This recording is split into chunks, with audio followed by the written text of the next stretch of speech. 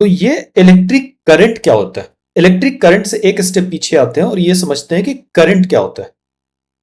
किसी भी फ्लो करने वाली चीज को जनरल टर्म में करंट बोलते हैं। इसीलिए बहते हुए हवा को विंड करंट बोलते हैं। जब ओशन में बहुत तेज वेव्स आते हैं उसको ओशन करंट बोलते हैं।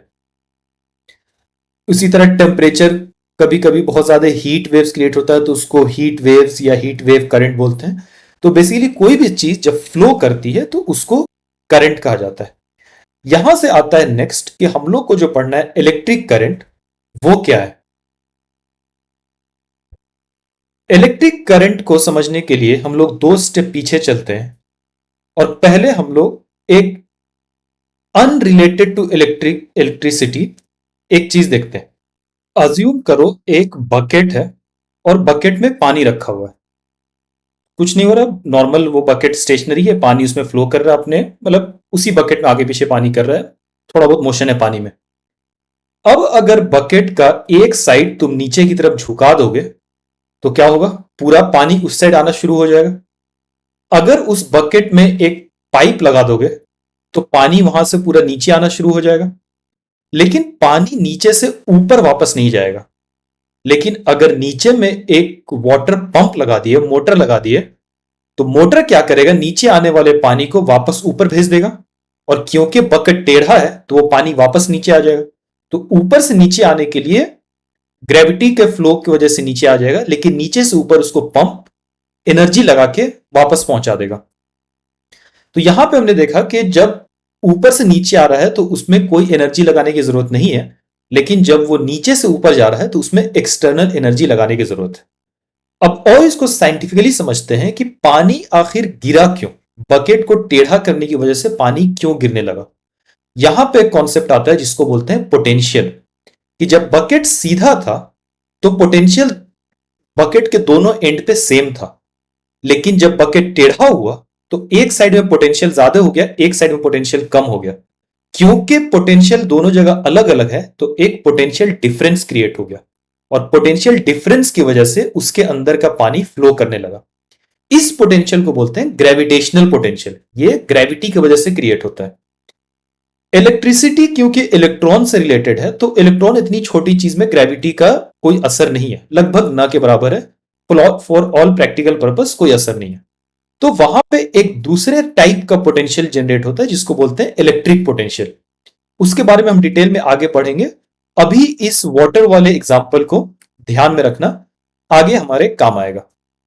अब हम लोग देखते हैं दूसरा साइड। एटम जो होता है वो हम लोग सब जानते हैं कि न्यूक्लियस के अंदर में प्रोटॉन और न्यूट्रॉन होता है, और न्यूक्लियस के चारों ओर ऑर्बिट करता रहता है इलेक्ट्रॉन्स। हर ऑर्बिट में डिफरेंट नंबर ऑफ इलेक्ट्रॉन्स होते हैं। तो जो सबसे लास्ट वाला इलेक्ट्रॉन होता है, सबसे लास्ट ऑर्बिट में, वो न्यूक्लियस से उतना ज्यादा टाइटली अटैच नहीं रहता है। न्यूक्लियस का बहुत ज्यादा उस पर स्ट्रॉन्ग इफेक्ट नहीं होता है। इसकी वजह से क्या होता है, किसी किसी एलिमेंट में जो सबसे बाहर वाला इलेक्ट्रॉन है वो ऑर्बिट छोड़ के बाहर घूमने लगता है। ऐसा नहीं है कि वो गायब ही हो जाता है, जो ऑर्बिट था उसका उससे अटैच नहीं रहता, उससे थोड़ा अलग हो जाता है। अब हम लोग क्या करते हैं कि जो एटम है उसके अंदर के जितने भी ऑर्बिट्स हैं, इलेक्ट्रॉन्स है, न्यूक्लियस है, वो इलेक्ट्रिसिटी के लिए उतने इंपॉर्टेंट नहीं है, तो उसको हम लोग अज्यूम कर लेते हैं कि वो पूरा एक है। सिर्फ फोकस करते हैं जो लास्ट ऑर्बिट में जो इलेक्ट्रॉन है जो कभी कभी ऑर्बिट छोड़ दे सकता है। अब इसी इलेक्ट्रॉन्स से मिलकर लेट से तुम्हारा वायर बनता है। Billions and billions of electron जब एक साथ मिल जाएंगे तो लेट से कॉपर का इलेक्ट्रॉन है तो कॉपर का वायर बन गया, अगर बहुत सारे इलेक्ट्रॉन मिल गए। अब क्योंकि हर इलेक्ट्रॉन में आउटर मोस्ट, हर एटम में आउटर मोस्ट इलेक्ट्रॉन जो है वो ऑर्बिट छोड़ के बाहर है, तो उस कॉपर वायर में बहुत ज्यादा फ्री इलेक्ट्रॉन्स होंगे। तो ये फ्री इलेक्ट्रॉन्स उस बकेट के में रखे हुए पानी की तरह है। जैसे बकेट सीधा रखा हुआ था, पानी अपना उसमें नॉर्मल फ्लो कर रहा था, वैसे ही ये फ्री इलेक्ट्रॉन्स नॉर्मल इधर से उधर मूव करते रहते हैं। लेकिन अगर हम इसमें एक पोटेंशियल डिफरेंस क्रिएट कर दें, जैसे हमने पानी के बकेट के केस में बकेट को टेढ़ा करके ग्रेविटेशनल पोटेंशियल इंट्रोड्यूस किया था, वैसे ही अगर इस वायर में हम एक पोटेंशियल डिफरेंस क्रिएट कर दें तो ये सारा फ्री इलेक्ट्रॉन्स जो है वो एक साइड मूव करने लगेगा। तो ये पोटेंशियल डिफरेंस हम कैसे क्रिएट करते हैं? बैटरी लगा के। बैटरी लगाने का मतलब ही ये होता है कि हम उस वायर के दो एंड में, जिस दो एंड पे बैटरी कनेक्ट की गई है, उस दोनों पॉइंट के बीच में एक पोटेंशियल डिफरेंस क्रिएट हो गया। तो अब उस पोटेंशियल डिफरेंस की वजह से क्या होगा? इलेक्ट्रॉन्स मूव करना शुरू कर जाएगा। जैसे बकेट वाले केस में था कि पानी ऊपर से नीचे तो फ्लो कर गया था ग्रेविटी की वजह से, लेकिन नीचे से ऊपर कैसे गया था? एक एक्सटर्नल फोर्स लगाना पड़ा था, वाटर पंप लगाना पड़ा था। सिमिलरली यहां पे वैसे ही कुछ होता है। उसको समझने के लिए हम समझते हैं कि आखिर बैटरी क्या करता है। तो बैटरी का मेन काम होता है कि अपने दोनों एंड में पॉजिटिव और निगेटिव टर्मिनल मेंटेन रखे और एक पोटेंशियल डिफरेंस मेंटेन रखे। और सिंपल तरीके से समझो तो एटम्स में जो इलेक्ट्रॉन्स है उसको अगर हम निकाल के निगेटिव साइड में ले जाएं और सारे प्रोटॉन्स को निकाल के पॉजिटिव साइड में ले जाएं, तो क्या होगा? एक पोटेंशियल डिफरेंस क्रिएट हो जाएगा। ये पोटेंशियल डिफरेंस कैसे क्रिएट होता है ये हमको अभी पढ़ने की जरूरत नहीं है। अभी तुमको ये जानना है कि बैटरी के अंदर जो चार्जेस होते हैं वो सारे प्लस एक साइड होते हैं, सारे माइनस एक साइड होते हैं। इसीलिए बैटरी के टर्मिनल पे देखोगे तो प्लस और माइनस लिखा रहता है।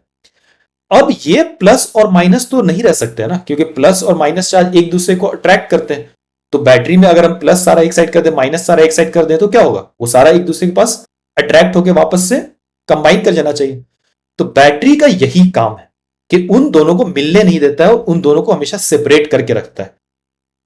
अब क्योंकि वो दोनों सेपरेटेड है, तो जब एक वायर कनेक्ट करते हैं तो बैटरी अंदर में तो फोर्स लगा के दोनों को सेपरेट किया हुआ है, लेकिन इलेक्ट्रॉन वायर के थ्रू बाहर से फ्लो करके क्या करता है कि निगेटिव साइड में जहां बहुत ज्यादा इलेक्ट्रॉन है वहां से वो मूव करके चला जाता है कहां पे? पॉजिटिव साइड में। अब क्योंकि पॉजिटिव साइड में चला गया तो इलेक्ट्रॉन चाहेगा कि पॉजिटिव साइड के साथ जुड़े रहे, क्योंकि इलेक्ट्रॉन निगेटिव चार्ज है, पॉजिटिव चार्ज है, तो उधर मिल जाएगा।